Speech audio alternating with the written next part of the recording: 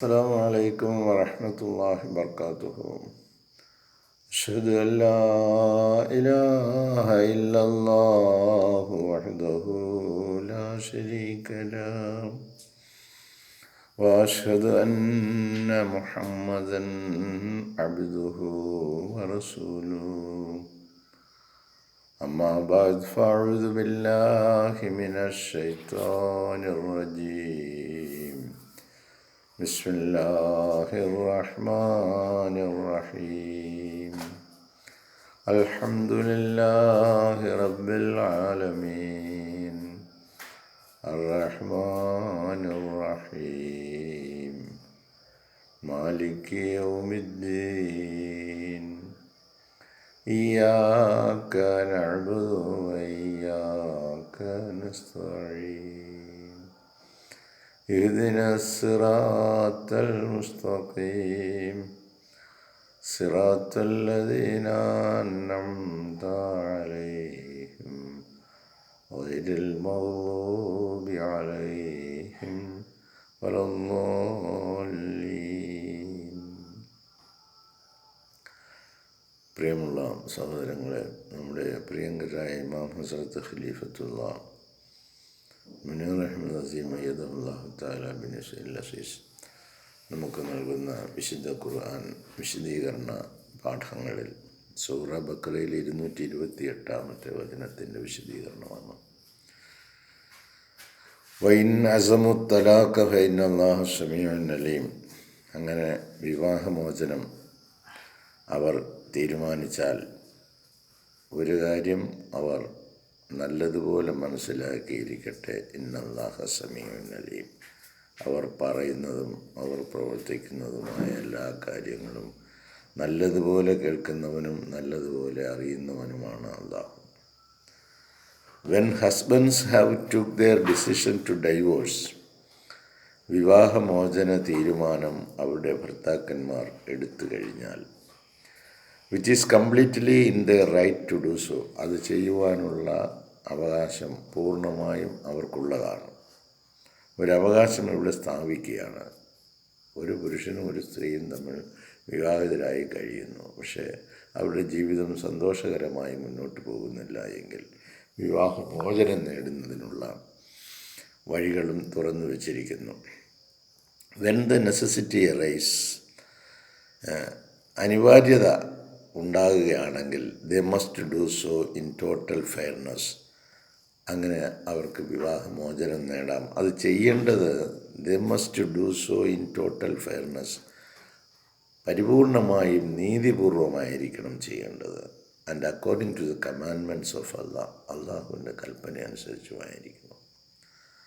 അപ്പം അള്ളാഹു തആല ഈ കാര്യത്തിൽ നമുക്ക് നൽകിയിരിക്കുന്ന ദിശാബോധം എന്താണോ അതിനനുസൃതമായിട്ടുള്ള നിലയിൽ മാത്രമായിരിക്കണം നാം പ്രവർത്തിക്കേണ്ടത്. അതുപോലെ നീതിപൂർവം മാത്രമേ പ്രവർത്തിക്കുവാനും പാടുള്ളൂ.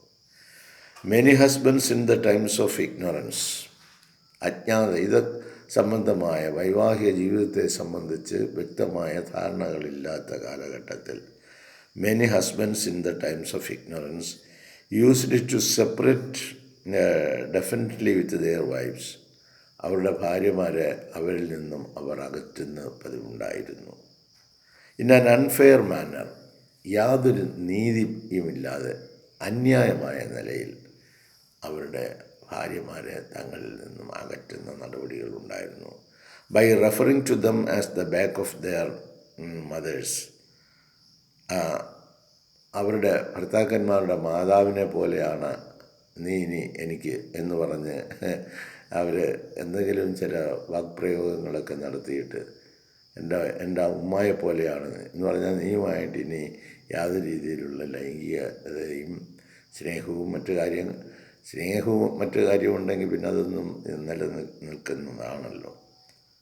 Through this means of divorce, ഇങ്ങനെയുള്ള ഈ നിലയിലുള്ള ഈ വിവാഹമോചനം, the husbands leave these wives in solitude, ഈ ഭർത്താക്കന്മാർ ചെയ്യുന്നത് അവരുടെ ഭാര്യമാരെ ഏകാന്തതയിൽ വിടുകയാണ്, ഒറ്റയ്ക്ക് വിടുകയാണ്. കാരണം അവരോട് പിന്നെ സംസാരിക്കാനോ സ്നേഹം പങ്കുവെക്കുവാനോ സന്തോഷങ്ങൾ ഉണ്ടാകുവാനുള്ള ഒരു നടപടിയും അവർ ചെയ്യുന്നില്ല. Without giving them the right to remarry other men. മറ്റുള്ളവർ പോയി മറ്റ് ഏതെങ്കിലും പുരുഷന്മാരെ വിവാഹം കഴിക്കുന്നതിനുള്ള അവകാശവും അവർ നിഷേധിക്കുന്നു. അവരെ തടങ്കലിലാക്കിയിരിക്കുന്ന പോലുള്ള ഒരവസ്ഥയാണ്. എന്നാൽ ഒരു ഭാര്യ എന്നുള്ള നിലയിലുള്ള യാതൊരു അവകാശവും അംഗീകരിച്ചു കൊടുക്കുന്നതുമില്ല. അങ്ങനെയൊക്കെ ആയിരുന്നു മുൻകാലങ്ങളിലുണ്ടായിരുന്നത്. ഇപ്പോഴും പലരും ഭാര്യാഭർത്താക്കന്മാർ നമ്മളൊക്കെ ഇങ്ങനെ കഴിയുന്നെങ്കിലും പരസ്പരം എത്രത്തോളം സ്നേഹത്തോടെയും സന്തോഷത്തോടെയാണ് എന്ന് ഓരോരുത്തരും ആലോചിച്ച് നോക്കേണ്ടതാണ്. കാരണം ഈ അധ്യാപനത്തെ അല്ലാഹു തആല നൽകിയ ഈ കൽപ്പനകൾ മനുഷ്യൻ ഭൂമിയിൽ ജീവിക്കുന്നിടത്തോളം കാലം എങ്ങനെ ജീവിക്കണമെന്ന് പഠിപ്പിച്ചിരിക്കുന്ന ഈ കൽപ്പനകൾ അനുസരിക്കുവാൻ ഭാര്യയും ഭർത്താവും ബാധ്യസ്ഥരാണ്. പക്ഷേ ഒരാൾ സ്വീകരിച്ചു എന്ന് വിചാരിച്ച് മറ്റേയാൾ അത് സ്വീകരിക്കുന്നില്ല എങ്കിലും ജീവിതം വലിയ ദുഷ്കരമായി മാറുന്നതാണ്. ഇരുകൂട്ടരും അല്ലാഹുവിൻ്റെ കൽപ്പനകൾ അനുസരിച്ച് സന്തോഷത്തോടുകൂടി ജീവിച്ചെങ്കിൽ മാത്രമേ ജീവിതം പോകൂ. അതല്ല എങ്കിൽ പിന്നീട് ഭാര്യ ആണോ എന്ന് വെച്ചാൽ ഭാര്യ, ഭർത്താവാണോ എന്ന് വെച്ചാൽ ഭർത്താവ്, എന്നാൽ യഥാർത്ഥ ഭാര്യയും ഭർത്താവും അല്ല. അങ്ങനെയൊക്കെയുള്ള എത്രയെത്ര ആളുകളും കുടുംബങ്ങളുമാണ് ഈ ഭൂമുഖത്തുള്ളത്. These women feel cast aside. ഈ സ്ത്രീകൾ കരുതുന്നത് അവരെ ഒരു ഭാഗത്തേക്ക് അവരെ അങ്ങ് ഒതുക്കിയിരിക്കുകയാണ്. Without rights. അവരുടെ ഒരു അവകാശങ്ങളും നൽകാതെ അവരെ അവഗണിച്ച് ഒരു ഭാഗത്തേക്ക് തള്ളിയിട്ടിരിക്കുകയാണ്. The establishment by Allah of the Islamic divorce. അങ്ങനെ അല്ലാഹു തആല ഇസ്ലാമികമായ നിലയിലുള്ള വിവാഹമോചനം സ്ഥാപിച്ചുകൊണ്ട് condemns this form of ignorance pre Islamic law. ഇസ്ലാമിന് മുമ്പുണ്ടായിരുന്ന ഈ അസാധാരണമായ നിലയിലുള്ള ഈ പെരുമാറ്റ സംഹിതകളെയൊക്കെ ആക്ഷേപിച്ചുകൊണ്ട് അപമാനിച്ചുകൊണ്ട് അല്ലാഹു തആല അവൻ്റെ നിയമം നടപ്പിലാക്കുകയാണ്. The establishment by Allah of the Islamic divorce. ഇസ്ലാമികമായ വിവാഹമോചനം എങ്ങനെയായിരിക്കണം എന്നിട്ട് condemns this form of ignorant pre Islamic law. ഇസ്ലാമിന് മുമ്പുള്ള ഇത്തരത്തിലുള്ള ഒരവകാശവും നൽകാത്ത വെറും ഒരു ജീവിയായിട്ട് തള്ളിക്കളയുന്ന സ്ത്രീകളുടെ അവകാശങ്ങളൊന്നും സംരക്ഷിക്കപ്പെടാതെ അവരെ വെറും ഉപഭോഗ വസ്തുവാക്കി മാത്രം ഉപയോഗിച്ചുകൊണ്ട് ഒരവകാശവും കൊടുക്കാത്ത നിലയിലുള്ള ഈ നിയമങ്ങളെയൊക്കെ അധിക്ഷേപിച്ചുകൊണ്ട് അല്ലാഹു തആല അവൻ്റെ ഇസ്ലാമിക നിയമങ്ങൾ നടപ്പിലാക്കുകയാണ്. Which suppress the rights of wives. അവർ നടപ്പിലാക്കിയിരുന്നത് ഭാര്യമാരുടെ അവകാശങ്ങളെ നിരോധിച്ചുകൊണ്ടായിരുന്നു. വിസ് ദെയർ ഹസ്ബൻഡ്സ്. തങ്ങളുടെ ഭർത്താക്കന്മാർക്ക് എന്ത് തോന്നുന്നോ അനുസരിക്കുന്നോ അതാ നിയമം. ആ നിലയിലുള്ള ഒരു ജീവിതം ആയിരുന്നു ഈ ഭൂമുഖത്ത് മനുഷ്യർക്കുണ്ടായിരുന്നത്. അതിനെയൊക്കെ ഇല്ലായ്മ ചെയ്തുകൊണ്ട് ഇസ്ലാമിക ഡൈവോഴ്സ് അന്തസ്സായ നിലയിൽ രണ്ടുപേർ തമ്മിൽ ഒരു എഗ്രിമെൻറ്റിൻ്റെ പിടിവള്ളിയിലാണ് നമ്മളൊക്കെ ഭാര്യയും ഭർത്താവുമായിട്ടിരിക്കുന്നത്. അപ്പോൾ അവരുടെ അവകാശങ്ങളും നമ്മുടെ അവകാശങ്ങളും രണ്ടും സംരക്ഷിക്കപ്പെടേണ്ടതാണ്. രണ്ടുപേരും അല്ലാഹുവിൻ്റെ സൃഷ്ടികളാണ്. പരസ്പര ബഹുമാനത്തോടെയും ആദരവോടെയും അന്തസ്സായിട്ടുമാണ് പെരുമാറുകയും ജീവിക്കുകയും ചെയ്യേണ്ടത്.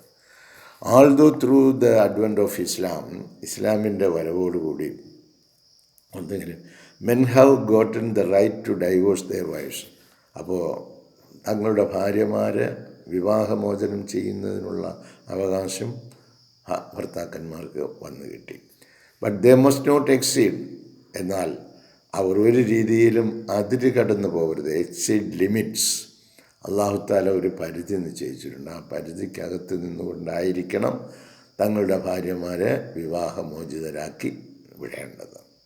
And divorce for vain reasons. വെറും വ്യർത്ഥമായ ചില കാരണങ്ങൾ പറഞ്ഞുകൊണ്ട് അവരെ ഡൈവോഴ്സ് ചെയ്യാൻ പാടില്ല. Or in a fit of anger. അല്ലെങ്കിൽ ഒരു പ്രത്യേക സമയത്ത് കോപമുണ്ടായി, അപ്പോൾ പറയാം നിൻ്റെ കൂടെ നിന്നുള്ള ജീവിതം എനിക്ക് ശരിയാവത്തില്ല എന്ന് പറഞ്ഞുകൊണ്ട് അത് ആ സമയത്തുള്ള കോപത്തിൻ്റെ പ്രതിഫലനമാണ്. അപ്പം വ്യർത്ഥമായ നിലയിലുള്ള വിവാഹമോചനം, കോപം വരുമ്പോൾ വിവാഹമോചനം എന്ന് പറഞ്ഞ് നടത്തുക. ഫോർ ഡൈവോഴ്സ് ഈസ് റിവേഴ്സിബിൾ അതൊരിക്കലും തിരിച്ചെടുക്കാൻ ഒക്കാത്തതാണ് ഡൈവോഴ്സ്. അതിന് വളരെ കുഴപ്പങ്ങളുണ്ട്. Unless their wives remarry other men. ഇനി അപ്രകാരം നിങ്ങൾ വിവാഹമോചനം നടത്തിയാൽ ആ സ്ത്രീയെ പിന്നീട് നിങ്ങൾ തിരിച്ചെടുക്കണമെന്നുണ്ടെങ്കിൽ അവർ വേറെ വിവാഹം കഴിച്ച് അവർ വിവാഹമോചിതരായി വരികയാണെങ്കിലാണ് പിന്നീട് നിങ്ങളുടെ ജീവിതത്തിൽ അവരെ വിവാഹം കഴിക്കാൻ പറ്റുന്നത്. And the latter, that is the second husbands. ഇനി രണ്ടാമത്തെ ഭർത്താവ് നമ്മൾ ഡൈവോഴ്സ് ചെയ്ത് വിട്ടു, അവർ വേറൊരാളെ വിവാഹം കഴിച്ചു. ആ ആളുമായിട്ടുള്ള ജീവിതവും തകരാറിലായി, അയാൾ ഡൈവോഴ്സ് കഴിഞ്ഞ് പോയി. ഈ സാഹചര്യത്തിൽ വേണമെങ്കിൽ ഈ ആദ്യത്തെ ഭർത്താവിനും ഈ രണ്ടാമത്തെ അവരുടെ കൂടെ ഉണ്ടായിരുന്ന ഭാര്യയ്ക്കും ഡൈവോഴ്സ് ചെയ്ത് വിട്ട് അവർക്ക് വീണ്ടും വിവാഹം കഴിക്കാം. Except to divorce them. അത് രണ്ടാമത് വിവാഹം കഴിച്ച ആ ഭർത്താക്കന്മാർ അവർ അംഗീകരിക്കുമ്പോഴാണ് അത് ഡൈവോഴ്സ് ചെയ്ത് അവർ സ്വയം പോവുകയാണെങ്കിലാണ് അപ്രകാരം ചെയ്യാൻ പറ്റുന്നത്. Only then does the wives again becomes ഹലാൽ. അങ്ങനെയാണെങ്കിൽ പിന്നീട് വീണ്ടും ഡൈവോഴ്സ് ചെയ്ത് വിട്ട ആ സ്ത്രീയെ നിങ്ങൾക്ക് അനുവദനീയമായ നിയമത്തിലൂടെ നിങ്ങൾക്ക് വിവാഹം കഴിക്കാം again for the first husbands. But beforehand they must get married again to each other. അവർ ഇരുവരും അതിനു മുമ്പ് വിവാഹിതരായിരിക്കണം.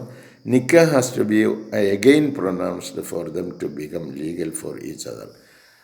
ഇതിനു മുമ്പ് വിവാഹം കഴിച്ചതാണ്, അതുകൊണ്ട് ഞങ്ങൾ ഇനിയും ഭാര്യ ഭർത്താവുമാണ് എന്ന നിലയിൽ പറ്റില്ല. രണ്ടാമതും ഒരു വിവാഹ കർമ്മം നടത്തേണ്ടതാണ്.